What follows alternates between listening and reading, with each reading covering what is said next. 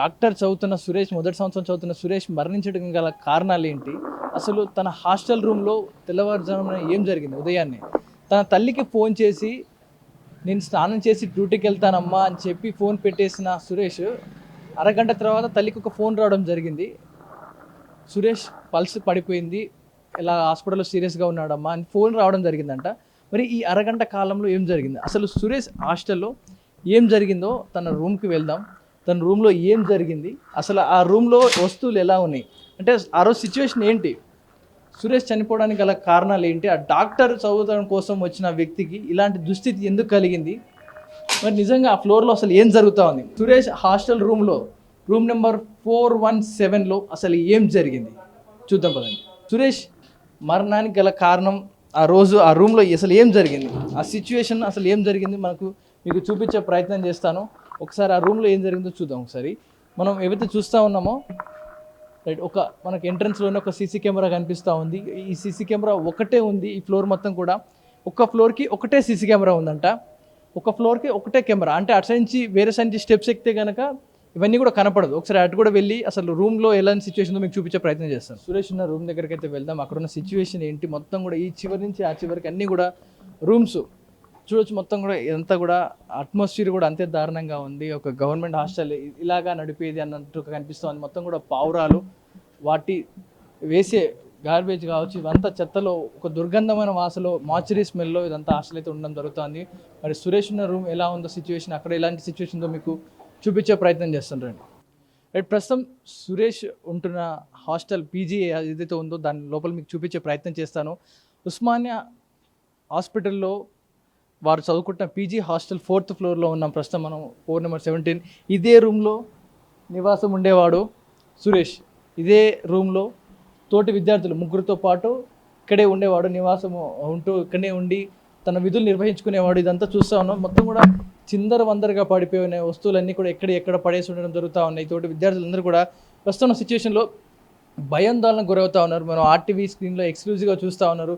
సురేష్ మొన్న ఇంటికి వెళ్ళి సుమారుగా ఈ వర్క్ ప్రెషర్ పడలేక, తోటి విద్యార్థులు కావచ్చు, వీరు సీనియర్లు చేసిన ర్యాగింగ్ని తట్టుకోలేక, ఇటు హెచ్ఓడీలు ఫ్యాకల్టీలు కూడా అదేవిధంగా టార్చర్ పెడుతున్నారని బాధపడిన సురేష్ 2 నెలల పాటు ఇంటికి కూడా వెళ్ళడం జరిగింది. కానీ తిరిగి వచ్చి రాత్రి వేళ 8 గంటలకు కూడా తల్లికి కాల్ చేసి మాట్లాడాడంట. అమ్మా నేను చూసుకుంటాను, నేను మాట్లాడతానని భరోసా ఇచ్చాడంట, నేను మాట్లాడతానని.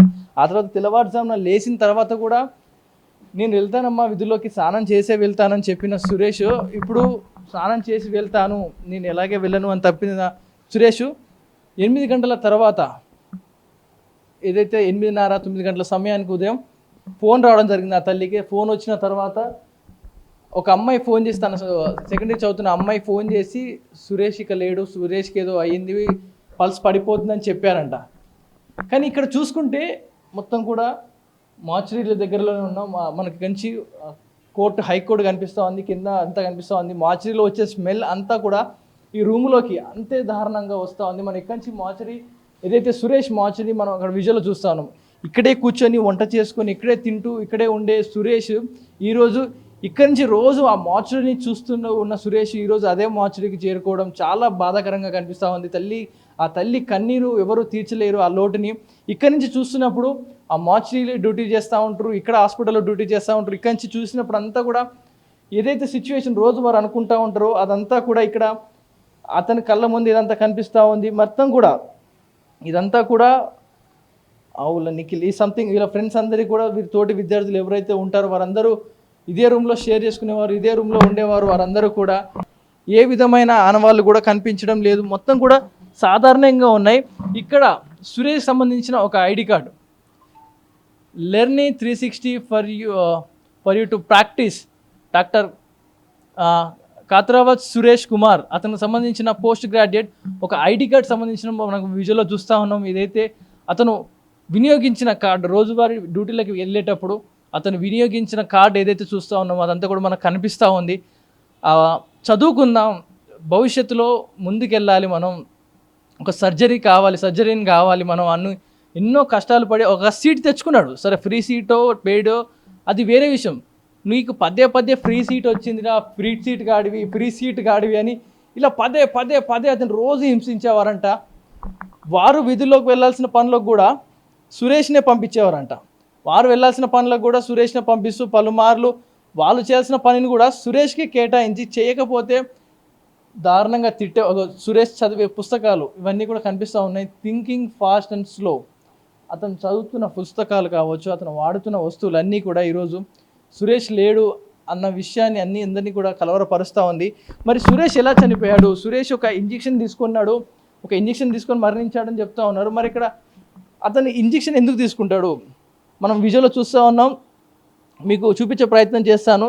ఇక్కడ ఇంజెక్షన్స్ కూడా ఇక్కడే ఉన్నాయి. సురేష్ వాడిన వస్తువులు, స్టెథోస్కోప్ కూడా ఇక్కడే ఉంది. సురేష్ వాడే వస్తువులు, ఆ స్టెథోస్కోప్, రోజు వాడిన స్టెథోస్కోప్ ఇక్కడే ఉంది. ఆ మెడిసిన్ సంబంధించి కొన్ని ఆనవాళ్ళు కనిపిస్తూ ఉన్నాయి. అక్కడ కొన్ని ప్యాకెట్స్ కానీ మెడిసిన్ సంబంధించిన విజువల్స్ అన్ని కనపడుతూ ఉన్నాయి. మరి నిజంగా సురేషే ఈ మెడిసిన్ తీసుకున్నాడా, లేకపోతే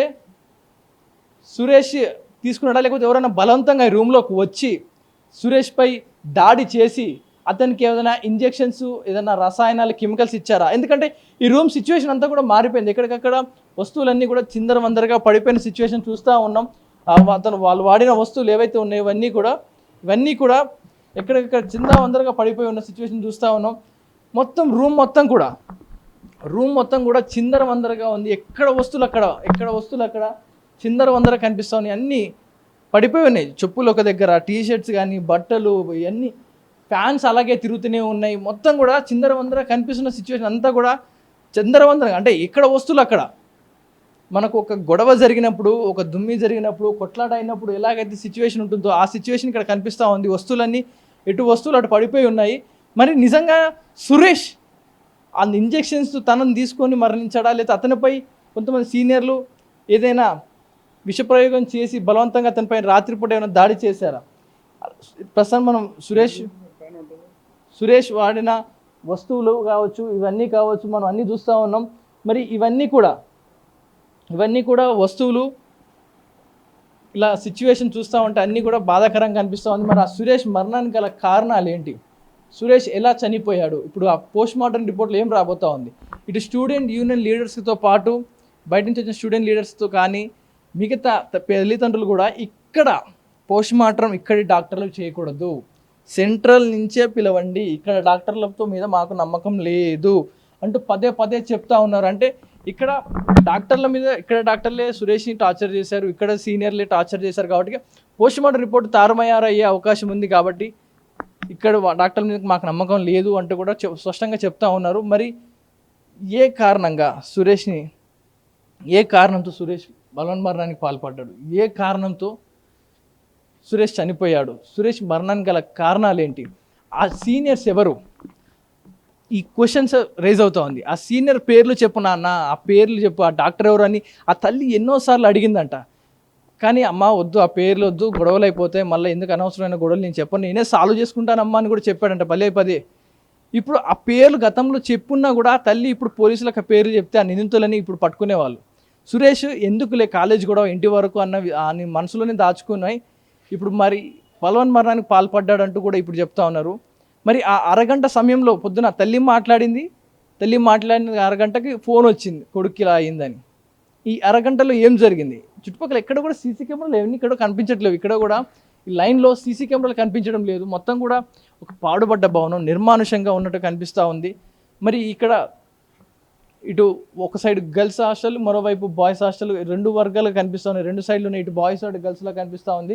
మరి ఇక్కడ ఒక సీసీ కెమెరా లేదు, మరి ఒక విజువల్స్ లేదు, ఒక ఐడెంటిఫై చేయడానికి ఏ కారణాలు లేవు. మరి ఏ కారణంతో ఇప్పుడు పోలీసులు పట్టుకుంటారు? ఆ సీనియర్స్ ఎవరనేది ఎలా పట్టుకుంటారు?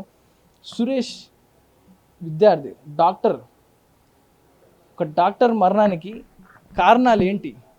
ఆ మరణానికి ఎవరు బాధ్యత వహిస్తారు? ఈ క్వశ్చన్స్ అయితే రైజ్ అవుతూ ఉన్నాయి. ఇప్పుడు ఆర్టీవీ మీకు ఎక్స్క్లూజివ్గా చూపిస్తూ ఉంది. సురేష్ రూమ్ని కానిచ్చు, ఇదంతా కూడా మీకు ఎక్స్క్లూజివ్గా చూపించింది.